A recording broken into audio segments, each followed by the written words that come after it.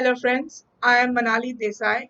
I am a Bachelor of Dental Surgeon from India and I am pursuing Masters in Biomedical Science at Rutgers University. So this video is basically in order to make students understand what exactly happens in research, what exactly is a career of a researcher. So back in our this video is basically for students who are dentists or medical professionals in India and they want to pursue research. They want to be a full-time researcher after coming to the United States or maybe anywhere in the entire world. So if I talk about what is involved in research, what we are supposed to know when we begin the program of, say, biomedical research, biotechnology, or let's say any particular any master's program which has research involved. So may it be clinical research, may it be any master's which is focused on clinical or basic science research.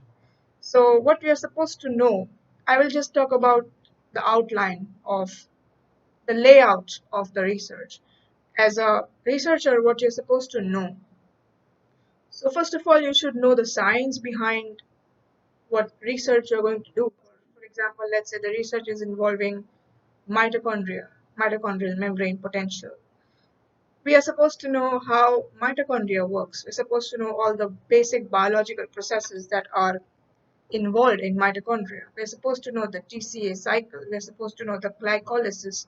We're supposed to know all those pathways, all that biochemical reactions that occur in a cell.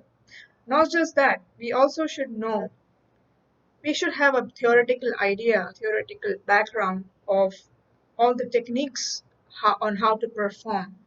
For example, we should have an idea of, say, if our research is involved in mitochondria or where our research is mainly focusing on a particular organelle, then we're supposed to know how to isolate that organelle from the cell, how to perform those scientific methods like ELISA, PCR, DNA purification, southern blot, western blot, and most importantly, qPCR, which is very important these days because almost every research involves qPCR. So these are just few techniques in order to name, but there are many, vast majority of techniques. Depending on your project, depending on your experiment, you are supposed to have a knowledge of these experiments.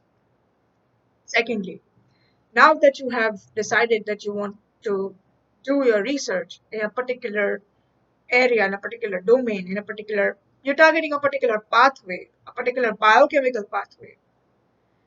Now you're supposed to do the experiments. So you're supposed to know the techniques, how to perform, let's say live cell imaging, let's say PCR, all those techniques that I named that you should have a knowledge, but now you should know how to perform them. So you are going to perform them in the laboratory. So you should know how to manipulate or how to operate these kind of techniques.